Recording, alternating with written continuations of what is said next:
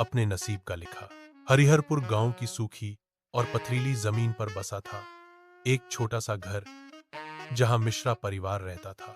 इस परिवार में थे 3 भाई, राम, श्याम और मोहन। नाम तो साधारण थे, पर उनके स्वभाव, उनकी सोच और उनकी जीवन शैली में जमीन आसमान का अंतर था। सबसे बड़ा था राम। वह पढ़ा लिखा था, गांव के गिने चुने लोगों में से था जिसने कॉलेज की पढ़ाई की थी। उसे अपने ज्ञान पर बहुत गर्व था। वह हमेशा कहता, किताबों में लिखा है कि ज्ञान ही सबसे बड़ी शक्ति है। मेहनत तो गवार करते हैं, असली बुद्धिमान तो दिमाग से काम लेता है। वह नौकरी की तलाश में शहर के चक्कर लगाता और जब नहीं मिलती तो भाग्य को कोसता, पर खेत में उतरने से कतराता था। उसके हाथ कभी धूल मिट्टी से सने नहीं होते थे। हमेशा साफ सुथरे मंझला भाई था श्याम। वह गांव का सबसे बड़ा कामचोर था। सुबह देर से उठता, दिन भर चौपाल पर बैठकर ताश खेलता या गप्पे मारता। काम के नाम पर उसे बुखार चढ़ जाता। वह हमेशा कहता, जो नसीब में लिखा है वो होकर रहेगा। चाहे कितनी भी मेहनत कर लो, अगर भाग्य में गरीबी है तो कोई नहीं बदल सकता। मेरे नसीब में आराम है, इसलिए मैं काम क्यों करूं। वह हर बात पर भाग्य का हवाला देता और आलस्य को अपना कवच बनाए रखता। और सबसे छोटा था मोहन। वह मेहनती था, इतना कि गांव में उसकी मिसाल दी जाती। सुबह सूरज उगने से पहले उठ जाता और आधी रात तक खेतों में पसीना बहाता। उसकी पीठ पर हमेशा मिट्टी लगी रहती और हाथ खुरदुरे थे। उसे न तो किताबों का ज्ञान था और न ही भाग्य पर अंधा विश्वास। वह बस एक बात जानता था, कर्म ही पूजा है और कर्म ही तुम्हारा नसीब लिखता है। बहे भाई की बातें सुनता, मंझले की हंसी उभाता और बस अपने काम में लगा रहता। उनके माता पिता बूढ़े और चिंतित रहते थे। हे भगवान, इन तीनों का क्या होगा। माँ अक्सर कहती, राम पढ़ लिख कर भी बेकार है, श्याम कामचोर है, बस मोहन ही है जो घर संभाले हुए है। गांव में कुछ साल लगातार सूखा पड़ा। फसलें सूख गईं, कुएं रीते पड़ गए, खाने पीने की किल्लत होने लगी। राम शहर में कई जगह धक्के खाकर थक चुका था। नौकरी कहीं नहीं मिली। अब वह घर में बैठकर निराशा में डूबने लगा था। वह कहता, लगता है मेरे नसीब में नौकरी नहीं और खेती मैं करूंगा नहीं। उसके पढ़े लिखे दिमाग में अब सिर्फ नकारात्मकता भरी थी। श्याम की तो जैसे मौज हो गई। काम तो वह पहले भी नहीं करता था, अब तो बहाना भी मिल गया। जब कुछ उग ही नहीं रहा तो क्यों हल चलाऊं। यह सब नसीब का खेल है। वह भूखा रहता पर काम नहीं करता, दूसरों से उधार मांगता और जब कोई नहीं देता तो राम पर चिल्लाता कि वह पढ़ा लिखा है, कुछ करे। पर मोहन नहीं रुका। उसने अपनी छोटी सी जमीन पर हिम्मत नहीं हारी। जब सब कुएं सूखने की बात कर रहे थे तो मोहन ने फावड़ा उठाया और एक पुरानी सूखी बावड़ी की मरम्मत शुरू कर दी। गांव वाले उस पर हंसते, अरे मोहन, बावड़ी में पानी कहां से आएगा। जब कुएं सूखे हैं तो बावड़ी में क्या गंगा बहेगी। यह सब नसीब का लिखा है। राम भी मोहन को टोकता, भाई अपनी ऊर्जा बर्बाद मत कर। मैंने किताबों में पढ़ा है कि पानी का स्तर नीचे चला गया है। यह सब वैज्ञानिक तथ्य है। श्याम तो ताने मारता, मोहन तू पागल हो गया है, इससे अच्छा तो सो जा। जो भाग्य में नहीं वो तुझे मेहनत से भी नहीं मिलेगा। मोहन ने किसी की नहीं सुनी। दिन रात एक कर दिया। उसके हाथों में छाले पड़ गए, पीठ दर्द से ऐंठ गई, पर वह लगा रहा। उसने सिर्फ बावड़ी खोदी ही नहीं, उसने गांव के पुराने बुजुर्गों से बात करके पानी के पुराने स्रोतों का पता लगाया। उसने समझा कि पानी को जमीन में कैसे रोका जा सकता है।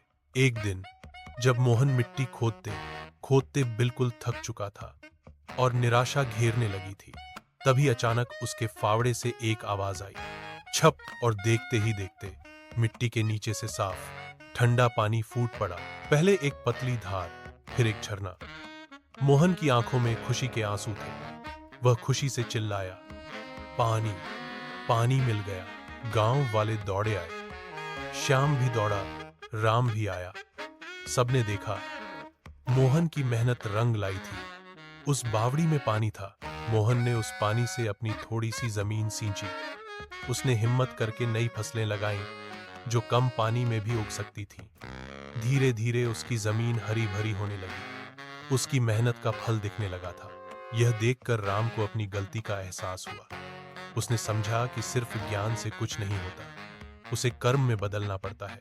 वह मोहन के पास गया और शर्मिंदा होकर बोला, मोहन, मैंने सिर्फ किताबी ज्ञान को पूजा।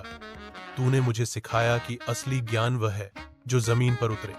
मुझे माफ कर दे, मैं भी अब तेरे साथ काम करूंगा। राम ने अपनी पढ़ाई का उपयोग किया। उसने गांव के अन्य किसानों को मोहन की तकनीकें समझाईं, सरकारी योजनाओं की जानकारी दी और जल संरक्षण के तरीके बताए। श्याम के लिए यह सबसे बड़ा सबक था। जब उसने देखा कि मोहन की मेहनत से उसका खेत लहलहा रहा है और गांव के बाकी लोग भी मोहन का सम्मान कर रहे हैं, तो उसे अपनी जिंदगी की बेईमानी का एहसास हुआ। उसे लगा, मेरा नसीब कहां लिखा था, मैंने तो बस अपना भाग्य कोसने में ही जीवन बिता दिया। वह पहली बार आत्मग्लानि से भर उठा। एक दिन वह मोहन के पैरों में गिर पड़ा। भाई, मुझे माफ कर दे, मैंने अपनी जिंदगी बर्बाद कर दी। अब मैं भी मेहनत करूंगा, मुझे भी काम सिखा। मोहन ने दोनों भाइयों को गले लगा लिया। उसने श्याम को काम सिखाया और श्याम ने भी पूरी ईमानदारी और लगन से काम करना शुरू किया। राम ने अपनी बुद्धि से नए रास्ते खोले। धीरे धीरे मोहन की मेहनत, राम के ज्ञान और श्याम की बदली हुई लगन से न केवल उनका परिवार समृद्ध हुआ, बल्कि पूरे हरिहरपुर गांव में बदलाव की लहर आ गई। उन्होंने मिलकर गांव में छोटे छोटे तालाब बनवाए, पानी बचाने के तरीके अपनाए और नई तकनीकें सीखी। गांव में खुशहाली लौट आई। अब कोई श्याम की कामचोरी की बात नहीं करता था, बल्कि उसकी लगन की मिसाल देता था। राम का ज्ञान अब केवल किताबों तक सीमित नहीं था, बल्कि वह गांव के लिए मशाल बन चुका था। और मोहन, जिसने कभी नसीब पर भरोसा नहीं किया, उसने अपनी मेहनत से अपना भाग्य खुद लिखा था। तीनों भाई अब एक साथ मिलकर काम करते थे। राम, श्याम और मोहन ने मिलकर यह साबित कर दिया कि अपने नसीब का लिखा कोई पत्थर की लकीर नहीं होती। यह हमारे हाथों में होता है, हमारे कर्मों में होता है और हमारे पसीने की हर बूंद में होता है। जो कर्म करता है वही अपना नसीब लिखता है और वही अपने जीवन को सार्थक बनाता है। गरीब किसान का बेटी बरसात की फुहारों से धुली, मिट्टी की सोंधी खुशबू से महकती, वह सुबह रामलाल के लिए किसी वरदान से कम न थी। उसका छोटा सा खेत, जो अब उसकी दुनिया का केंद्र था, पूरी तरह हरा भरा था। धान की बालियां हवा में झूम रही थीं, जैसे किसी बच्चे की अटखेलियां हों। रामलाल अपने माथे का पसीना पोंछते हुए संतोष से मुस्कुराया। उसके बगल में 4 साल की प्रिया, उसकी बेटी, नन्ही नन्ही उंगलियों से गीली मिट्टी में आकृतियां बना रही थी। बाबूजी, ये देखो। प्रिया ने अपनी छोटी सी मुट्ठी में एक जुगनू पकड़ा था। रामलाल ने झुककर देखा। उसकी आंखों में ममता तैर गई। मेरी बिटिया तो जुगनू पकड़ती है, एक दिन देखना सितारों को भी छू लेगी। उनकी यह शांतिपूर्ण दुनिया तब बिखर गई जब गांव का सबसे ताकतवर और लालची सेठ धनराम उनके दरवाजे पर आ खड़ा हुआ। धनराम की आंखें रामलाल के उपजाऊ खेत पर टिकी थी। उसने रामलाल को एक छोटे से कर के जाल में फांसा और रातों रात जाली दस्तावेजों और अपनी पहुंच के दम पर रामलाल की पुश्तैनी मीन हपली। रामलाल की दुनिया उज गई।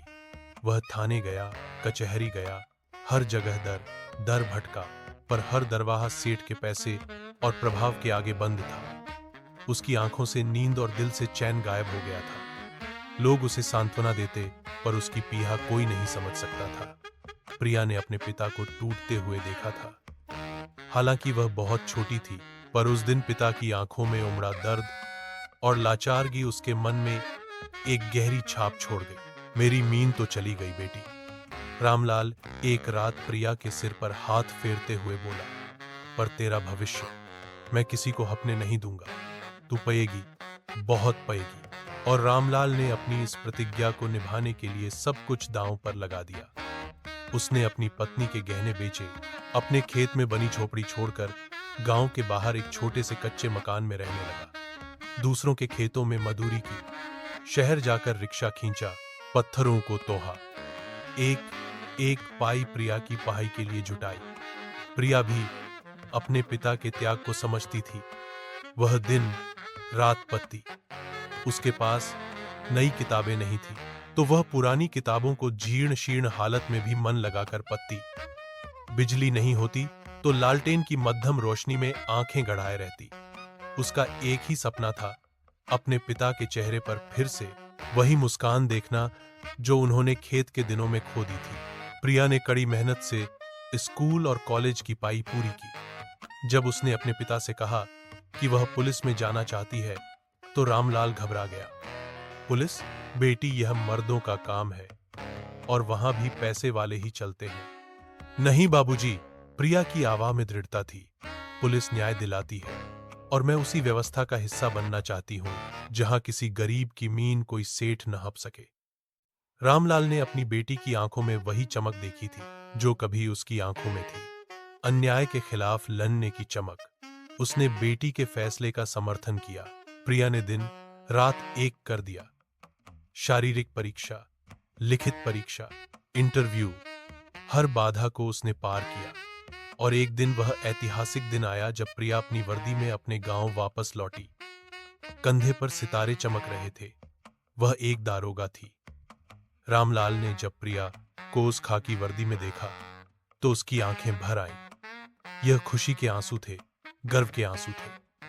आज उसने सिर्फ अपनी बेटी को नहीं, बल्कि अपने सपनों को वर्दी पहने देखा था। प्रिया की पहली पोस्टिंग उसी इले में हुई जहां उसका गांव था। यह संयोग था या नियति, प्रिया नहीं जानती थी। वह जानती थी कि उसे अपने कर्तव्यों का पालन निष्ठा से करना है। उसने शुरू में अपने गांव जाने से परहेज किया। वह नहीं चाहती थी कि लोग उसके परिवार की पुरानी कहानी से उसे जोहें, इससे उसके काम पर असर पड़ सकता था। लेकिन गांव की बरें उस तक पहुंचती रहीं। सेठ धनराम अब सिर्फ मीन हपने तक सीमित नहीं था। वह अब खनन माफिया से जो गया था। पूरे इलाके में अवैध खनन का जाल बिछा रहा था और जो भी उसके खिलाफ आवाज उठाता उसे धमकाया जाता या तुम कर दिया जाता था। प्रिया ने गांव के लोगों की आंखों में वही डर और लाचारी देखी जो कभी उसने अपने पिता की आंखों में देखी थी। उसकी अंतरात्मा उसे झकझोर रही थी। यह सिर्फ एक आपराधिक केस नहीं था, यह उसके बचपन का घाव था, उसके पिता के सम्मान का प्रश्न था और उन अनगिनत गरीब किसानों की आवाज थी जिन्हें धनराम जैसे लोगों ने कुचला था। प्रिया ने चुपचाप काम शुरू किया। उसने एक एक सबूत इकट्ठा करना शुरू किया। खनन स्थलों पर चोरी छुपे छापे, गवाहों से ओन पर गुप्त बातचीत, स्थानीय पुलिसकर्मियों की मदद से जानकारी जुटाना, सब कुछ बहुत सावधानी से। सेठ धनराम के गुर्गे हर जगह फैले थे। कई बार उसे लगा कि उसकी जान को खतरा है, पर उसके पिता का चेहरा, उनकी लाचारगी उसे हर डर से ऊपर उठा देती थी। एक रात प्रिया को एक पुख्ता बर मिली कि सेठ धनराम अपने अवैध खनन के पैसों का एक बड़ा लेन देन करने वाला है और उसके पास कुछ महत्वपूर्ण दस्तावेज भी होंगे। प्रिया ने अपने सीनियर्स को विश्वास में लिया और एक गुप्त ऑपरेशन की योजना बनाई। आधी रात का समय था। सन्नाटे को चीरती हुई पुलिस गाड़ियों का काफिला सेठ धनराम के गोदाम की ओर बढ़ा। प्रिया सबसे आगे थी। उसकी आंखों में संकल्प की आग थी। सेठ धनराम अपने कुछ गुर्गों के साथ बैठा पैसों का हिसाब किताब कर रहा था। जैसे ही प्रिया ने दरवाजा तोड़ा, वह हक्का बक्का रह गया। कौन हो तुम? सेठ गुर्राया। मैं दारोगा प्रिया। प्रिया की आवाज कड़क थी। और तुम गिरफ्तार हो। सेठ धनराम अवैध खनन, जालसाजी और कई लोगों को धमकाने के आरोप में। सेठ धनराम ने प्रिया को ध्यान से देखा। उसकी आंखों में एक अजीब सी चमक आई। प्रिया, रामलाल की बेटी, तुम क्या सोचती हो? मुझसे बदला ले लोगी? उसकी आवाज में घमंड था। यह बदला नहीं सेठ, प्रिया ने निडरता से कहा। यह न्याय है। मेरे पिता ने जो खोया था वह तो वापस नहीं आ सकता, पर अब कोई और रामलाल अपनी मीन नहीं खोएगा और तुम्हारा हिसाब आज यहीं बराबर होगा। सेठ ने भागने की कोशिश की। उसके गुर्गों ने हमला करने चाहा, पर प्रिया और उसकी टीम पूरी तैयारी में थी। कुछ ही मिनटों में सेठ धनराम और उसके सारे गुर्गे पुलिस हिरासत में थे। हथकियां कस दी गईं।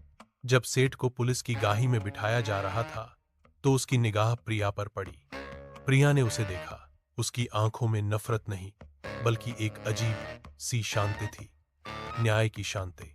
सुबह तक यह बर पूरे इलाके में फैल चुकी थी। लोग घरों से बाहर निकल आए थे। जब प्रिया अपने गांव की ओर निकली तो लोगों ने उसका स्वागत नायिका की तरह किया।